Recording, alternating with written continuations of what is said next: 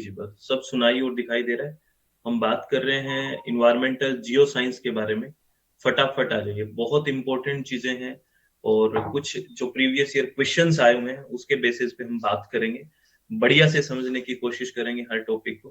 तो फटाफट आप बता दीजिए, एवरीथिंग इज ऑडिबल और विजिबल, सब सुनाई और दिखाई दे रहा है। After 30 seconds we will start the session. 30 second के बाद हम सेशन को स्टार्ट कर देंगे। एक बार कंफर्म कर दीजिए प्लीज। फटाफट बोलिए भी, आदित्य मैम, दीपिका मैम, सब जो भी कनेक्ट हुए हैं एक बार बता दीजिए, एवरीथिंग इज ऑडिबल और विजिबल क्या? फटाफट बोलिए भाई, फिर मैं सेशन को स्टार्ट करता हूँ। चलो, गुड मॉर्निंग, गुड मॉर्निंग। फटाफट आइए, सब ऑडिबल और विजिबल है क्या बताइए। 30 सेकंड से ऊपर चला गया है सेशन, मतलब स्टार्ट करने का। ममता मैम, सब good morning. Everything is audible और विजिबल, सर बता रहे हैं, बता रहे हैं। चलो, ऑल द वेरी बेस्ट। आज हम बात करेंगे, बहुत इंपॉर्टेंट टॉपिक रहेंगे, बहुत माइनर माइनर जो चीजें हैं वो सीखने की कोशिश करेंगे और यहाँ से किस तरह के क्वेश्चंस आए हुए हैं वो भी बात करेंगे। तो ऑल द वेरी बेस्ट। चलो हम एक बेसिक सी बात करें। आज बेसिकली जो velocity and direction of wind जो होता है उसको कौन कौन से फोर्स अफेक्ट करते हैं, यहाँ से भी बड़े अच्छे अच्छे क्वेश्चंस पूछे जाते हैं। और प्रेशर बेल्ट के बारे में भी क्वेश्चंस पूछे जाते हैं, तो वो सारी बात हमें करनी है। तो अगर हम बेसिक सी बात करें तो विंड और करंट में क्या डिफरेंस होता है। अगर विंड है वो बेसिकली क्या है, हॉरिजॉन्टल मूवमेंट ऑफ एयर है, यानी कि जो क्षैतिज यानी कि हॉरिजॉन्टल मूवमेंट ऑफ एयर क्या है, बेसिकली विंड होता है। और करंट की बात करें तो करंट क्या है, वर्टिकल मूवमेंट ऑफ एयर है, बेसिकली करंट होते हैं। करंट्स की बात करें तो ठीक है, ये तो बेसिक एक डेफिनेशन की बात होगी, है ना, या फिर एक बेसिक सा कंसेप्ट समझने के लिए। और विंड किस में हेल्प करती है, ये एक छोटी क्लास में पढ़ते हैं हम। विंड किसकी हेल्प करती है, क्या हेल्प करती है? Wind help in transfer of heat, moisture etcetera from one place to another, यानी कि विंड है वो किस चीज में हेल्प करेगी कि एक स्थान से दूसरे स्थान पर, एक स्थान से दूसरे स्थान पर क्या ट्रांसफर करती है, हीट और मॉइस्चर वगैरह को ट्रांसफर करने में हेल्प करती है, ठीक है। और बेसिकली अगर हम बात करें तो आपको एक बात तो पता ही है कि जो सन है, sun is the ultimate force that derive winds, है ना। सन, क्योंकि इससे क्या होगा बेसिकली, जो हीटिंग होगा और हीटिंग से ही बेसिकली क्या है, प्रेशर डिफरेंस की बात होगी और उसी से क्या चलेगी, हाई प्रेशर से लो प्रेशर इसका जो मूवमेंट रहेगा, है ना। क्योंकि जैसे ही मान लो कोई चीज गर्म होती है ना, आप यूं मानो कोई चीज गर्म हुई तो हल्कियों के ऊपर होगी, ठीक है, तो वहां का स्पेस खाली हो गया, तो वहां पे एक लो प्रेशर क्रिएट हो गया, तो हाई प्रेशर से, जहां हाई प्रेशर है वहां से लो प्रेशर को उसको फील करेगा, यही तो चलता है। तो यूं ही कह सकते हैं कि sun is the ultimate force that derive wind, pressure difference force wind to flow from high pressure to low pressure area. ये तो पता है कि हाई प्रेशर से लो प्रेशर की बात होती है, जो भी विंड का होगा तो हाई प्रेशर से किधर जाएगा, लो प्रेशर की तरफ। या टेम्परेचर की बात करते हैं तो भी क्या है, हाई टेम्परेचर से लो टेम्परेचर, यही तो बात करते हैं। तो pressure difference in turn are caused by unequal heating of earth surface by solar radiation। तो और प्रेशर डिफरेंस है वो क्यों होता है या किसके कारण बनता है, ये तो हमने बात ही कर ली। क्योंकि जो अर्थ सरफेस है वो सोलर रेडिएशन से, यूं तो है नहीं कि इक्वल हीट हो जाएगी हर जगह से, अनइक्वली हीटिंग होगी। कहीं पे जो सोलर रेडिएशन है वो ज्यादा है तो वहां पे हीटिंग ज्यादा होगी, ठीक है। जैसे हम अगर हम बात करेंगे प्रेशर बेल्ट वगैरह की बात करेंगे तो हम जोन्स को डिवाइड करेंगे ना, कि ये जो इक्वेटर है वहां पे किस तरह की बात होती है, तो एक तरह से अनइक्वल हीटिंग होगी यार। और अनइक्वल हीटिंग होने की वजह से बेसिकली जो सरफेस है, basically earth surface unequal heating होगी तो सोलर रेडिएशन की वजह से, तो वहां पे जो प्रेशर डिफरेंस है तो वो हो जाएगा, कहीं हाई प्रेशर होगा कहीं लो प्रेशर होगा, और इसी से हमारी जो विंड है वो चलती है, यानी कि हॉरिजॉन्टल मूवमेंट ऑफ एयर होता है। ये तो बहुत बेसिक सी बात है ना। बताओ भी, ये बेसिक बात है ना, बहुत ही ज्यादा। चलो अब थोड़ा रिदम में आ जाओ, सब बेसिक था। चलो ठीक है, क्वेश्चंस भी देखेंगे और कुछ यहाँ से थोड़ी सी बात हम डीप करना शुरू कर देते हैं। The rotation of earth also affect the wind movement. जो हम बात कर रहे थे, क्या क्या चीजें हैं जो वहां विंड मतलब बनती है प्रेशर की वजह से, यानी कि हीटिंग की वजह से, है ना, प्रेशर डिफरेंस होता है। तो जो रोटेशन ऑफ अर्थ होता है वो भी बेसिकली विंड के जो मूवमेंट है उसको अफेक्ट करता है, याद रखना। और जो अर्थ का रोटेशन होता है वो भी, और फोर्स एक्सर्टेड बाय रोटेशन और earth is known as Coriolis force, है ना। यानी कि जो फोर्स लगता है किसकी वजह से, रोटेशन ऑफ अर्थ, अर्थ के रोटेशन की वजह से, उसको बेसिकली हम क्या बोलते हैं, कोरियोलिस फोर्स बोलते हैं। और कोरियोलिस फोर्स से भी बड़े अच्छे क्वेश्चंस आते हैं कि विंड डायरेक्शन किधर हो जाती है, नॉर्थ हेमिस्फीयर में, साउथ हेमिस्फीयर में। यहाँ से क्वेश्चन आता है, अगर आपने पीवाईक्यूज किए हैं तो याद है आपको, क्या आपको ये चीज याद है या देखा है क्वेश्चन? चलो, द हॉरिजेंटल विंड, बात करेंगे उस क्वेश्चंस के बारे में भी। The horizontal wind near the surface respond to the combined effect of three forces. Basically हम तीन फोर्सेस के बारे में बात करेंगे। जो हॉरिजेंटल विंड होती है नियर द सरफेस, है ना, अर्थ सरफेस के नियर जो चलती है, उसके उसके ऊपर कंबाइंड इफेक्ट होते हैं तीन फोर्सेस के। वो कौन कौन से तीन फोर्स होता है? एक तो प्रेशर ग्रेडियंट फोर्स होता है बेसिकली, है ना। एक होता है फ्रिक्शनल फोर्स, जिसको हम हिंदी में घर्षण बल बोलते हैं, फ्रिक्शनल फोर्स होता है। और एक कोरियोलिस फोर्स होता है। इन तीनों फोर्सेस की वजह से बेसिकली, या ये तीनों फोर्स का इफेक्ट होता है जब हॉरिजॉन्टल विंड होती है नियर द सरफेस। तो इन तीनों का कंबाइंड इफेक्ट होता है, तीनों फोर्सेस का। ये फोर्सेस कैसे इफेक्ट करते हैं, क्या क्या बातें हैं, ये भी सब बात करेंगे, तो ये आपको ध्यान रखना है, ठीक है। अब देखना, एक क्वेश्चन है, इस क्वेश्चन को आप अगर बेसिक से देखना कितना पढ़ रखा है, हम समझेंगे भी। यहाँ पे दो स्टेटमेंट लिखे हुए हैं और आपको बताना इन दोनों स्टेटमेंट में से क्या दोनों ठीक है या एक ठीक है या दोनों ही गलत है। स्टेटमेंट क्या है? Pressure belt are form due to differential heating and cooling for the air with different magnitude and due to the rotation of the earth. पहला स्टेटमेंट ये कह रहा है। दूसरा कह रहा है there are three pressure belt covering the globe. ये दो स्टेटमेंट है। आप इस स्टेटमेंट्स को पढ़िए और आपको मैं 20 सेकंड दे रहा हूं, सोच लीजिए, आराम से सोचिए।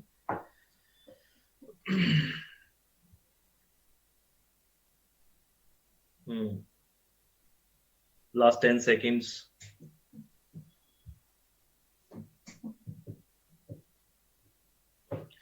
चलो, मैं पोल दे रहा हूं, ऑल द वेरी बेस्ट।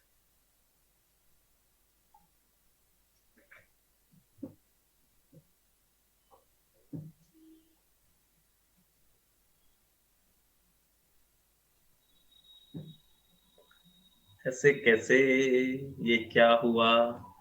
पहली बात तो ठीक है, पहला स्टेटमेंट तो बिल्कुल ठीक है, इसमें तो कोई दो राय नहीं है कि प्रेशर बेल्ट है वो कैसे बनता है, आपको पता है, अभी बात कर रहे थे हीटिंग और कूलिंग का जो डिफरेंशियल होता है, और उसी की वजह से बेसिकली प्रेशर का डिफरेंस होगा, और उसी वजह से और रोटेशन ऑफ अर्थ है, वो भी बेसिकली क्या है, इफेक्ट करता है। ये हम बात अभी करके आए हैं कि pressure belt of form, pressure belt किससे बनते हैं?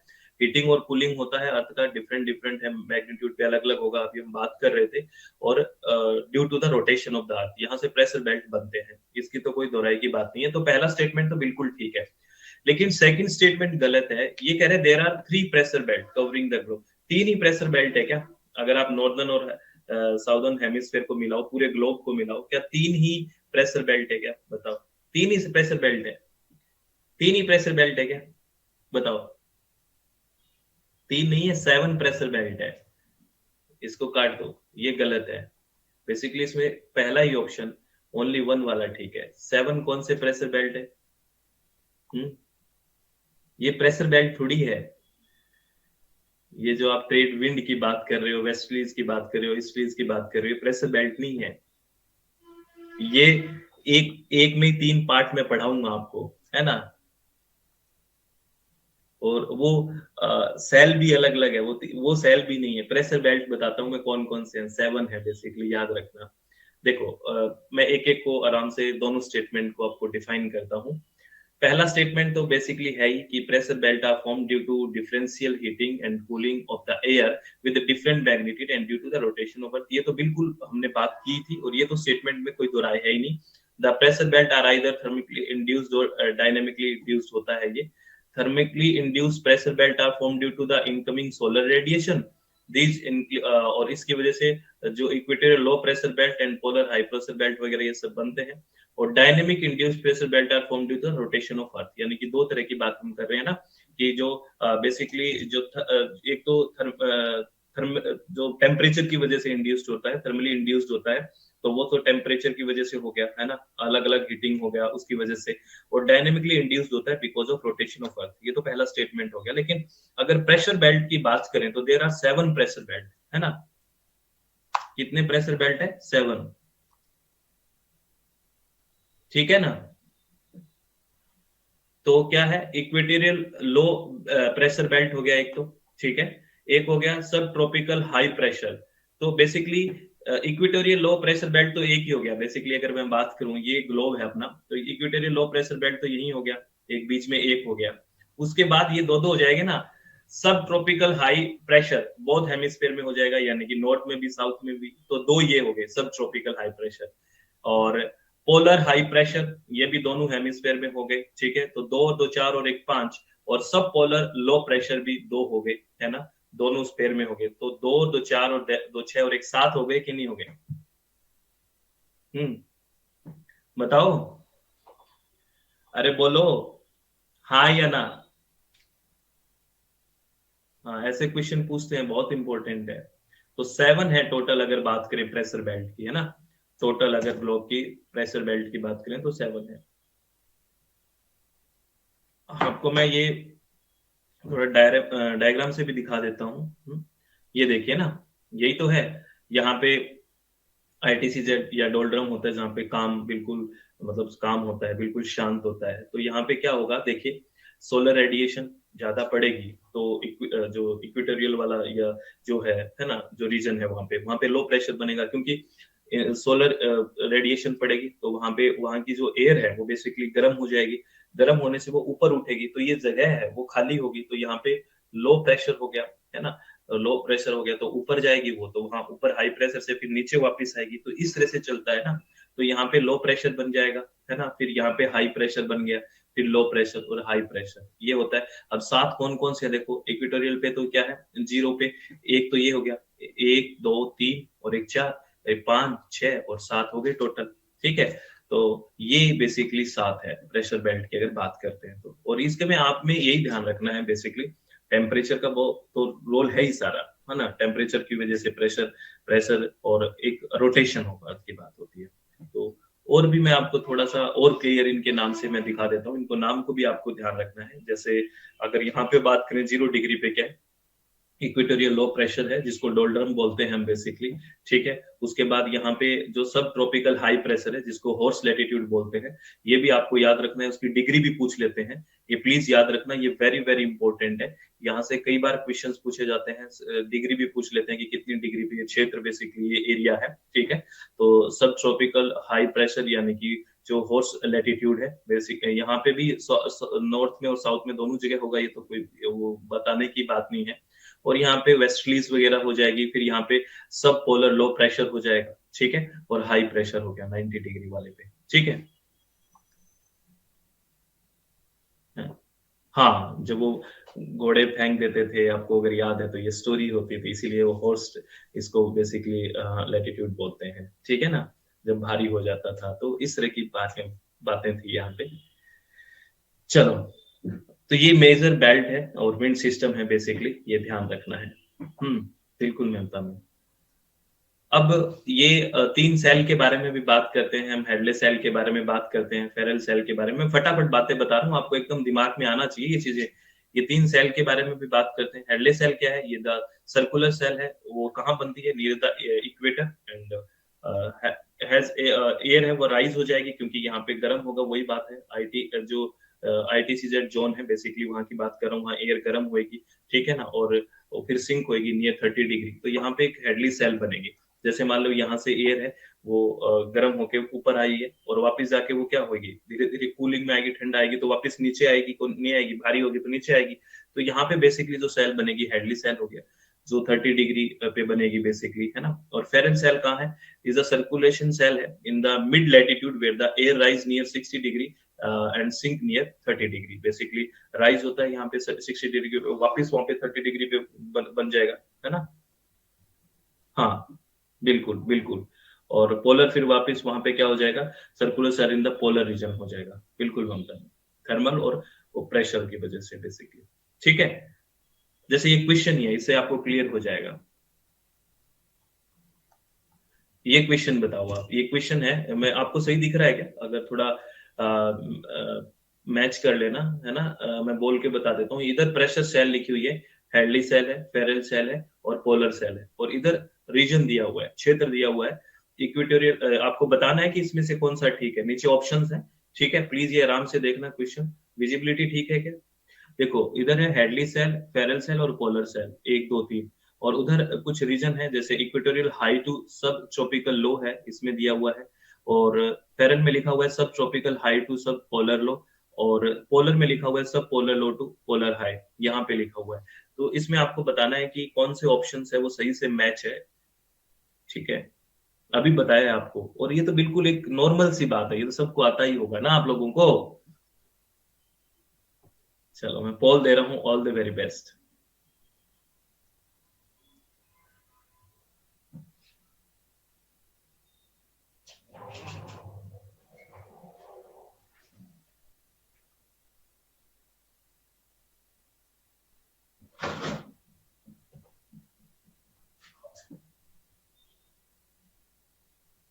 चलो, बहुत कम आपने राइट आंसर दिया है। ठीक है, राइट आंसर इसका सेकंड और थर्ड है, यानी कि सेकंड ऑप्शन। ममता मैम रेज हैंड करिए, ममता मैम रेज हैंड करिए, आप समझाइए इसको, आपने ठीक किया है क्वेश्चन शायद ना, बताइए प्लीज। अब बताना चाहेंगे, रेज हैंड करिए। इसमें पहला तो हो ही नहीं सकता, हेडली सेल कह रहा है। इक्वेटोरियल हाई कहाँ है? इक्वेटोरियल पे हाई प्रेशर होता है क्या? है ना, अच्छा। इक्वेटोरियल पे हाई प्रेशर थोड़ी होता है। इक्वेटोरियल पे तो एयर ऊपर उठ जाएगी तो लो प्रेशर हो जाएगा। ठीक है ना, तो ये यहाँ पे रीजन मैच ही नहीं हो रहा। तो ये तो मैच ही नहीं हो रहा, एक आएगा ही नहीं। अगर एक नहीं आएगा तो ये नहीं आएगा, ये नहीं आएगा। और ये जो फेरल सेल है वो तो हमने देखा है कि सब ट्रॉपिकल पे हाई होता होता होता है ना, उससे कहाँ जाता है, सब पोलर लो पे आ जाता है, तो ये ठीक है। और ये पोलर सेल में क्या है, सब polar low to polar high वाला जो एरिया है उसमें होगी पोलर सेल, तो वहां बनेगी। तो ये 2 और 3 बिल्कुल ठीक है। ठीक है, ये इंपॉर्टेंट क्वेश्चन है। चलो, ये क्वेश्चन यहाँ आपका जो वेस्टलीज और ईस्टलीज की बात हो रही थी वो यहाँ क्लियर हो जाएगी। ये देखिए अब यहाँ से, ये क्वेश्चन है the planetary winds that flow between the subtropical high and equatorial low is known as, उसको क्या बोलते हैं?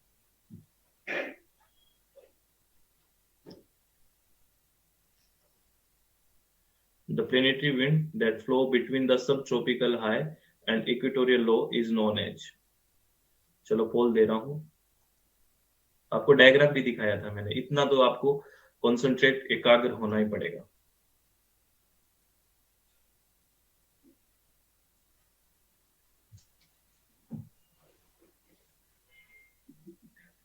क्या बात, सबने ठीक किया है। ये बात सब ठीक कर रहे हैं मेरे को लग रहा है। बहुत बढ़िया, बहुत बढ़िया। इसको क्या बोलते हैं हम? बेसिकली ये ट्रेड विंड्स है। क्या है ये? ट्रेड विंड्स है। अभी मैंने आपको डायग्राम भी दिखाया था पीछे। तो इनको क्या बोलते हैं? ट्रेड विंड्स बोलते हैं। और है ना, बिल्कुल। अब मैं इसके बारे में आपको थोड़ा सा सारों को एक्सप्लेन कर देता हूँ, जहां आपको कंफ्यूजन है इन तीनों के बारे में मैं आपको पूरा इसे यहाँ पे एक्सप्लेन कर देता हूँ। Planetary wind are the wind that blow from high pressure belt to low pressure belt. इसमें तो कोई बात ही नहीं है, हाई प्रेशर से लो प्रेशर चाहिए। There are 3 type of planetary wind, namely trade wind, westerlies and easterlies. इनके में क्या डिफरेंस है और कितने डिग्री पे होते हैं, ये प्लीज याद रखना, यहाँ से क्वेश्चंस पूछे जाते हैं। ठीक है, अगर ट्रेड विंड की बात करें सबसे पहले, these wind blow in 10 to 30 degree latitude in northern and southern hemisphere.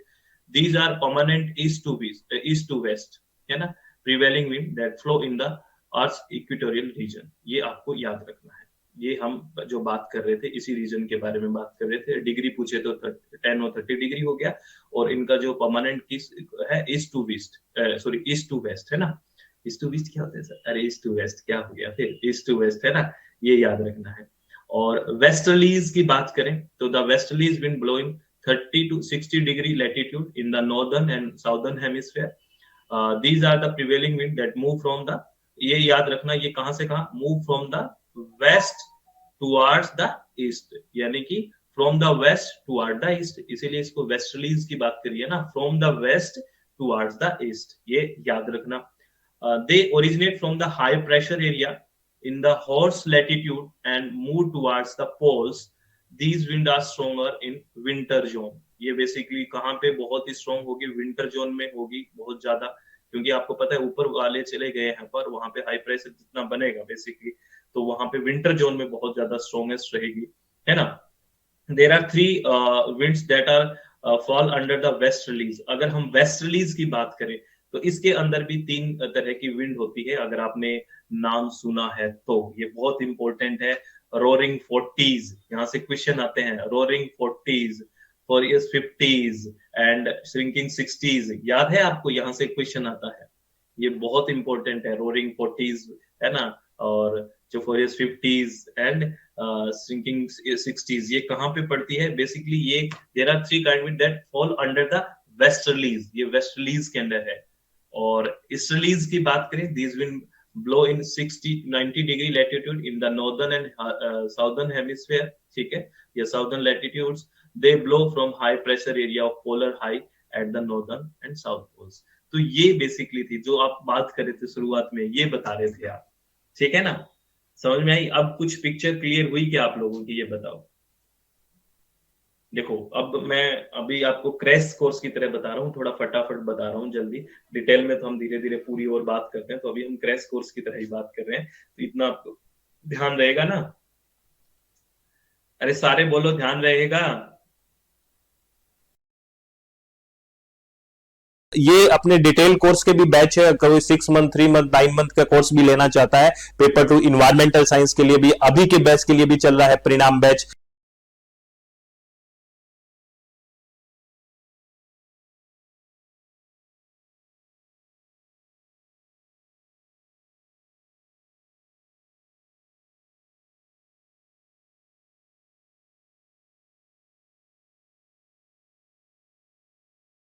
तो आई थिंक आपको मजा आया होगा पढ़ के, कुछ अच्छा सीखा होगा। अपने चित्त को शांत रखो। मैंने कोशिश की है कि मिनिमम टाइम में मैक्सिमम कंटेंट को कवर करे हो, है ना? यही एक क्रैश कोर्स स्पीड अप वाले की एक निशानी होती है ना? तो बहुत बहुत धन्यवाद। आप लोग हमेशा खुश रहे, इसी तरह से पढ़ाई करते रहें, और फिर मिलते हैं। तब तक के लिए tata, bye bye, take care, बहुत बहुत सारी शुभकामनाएं।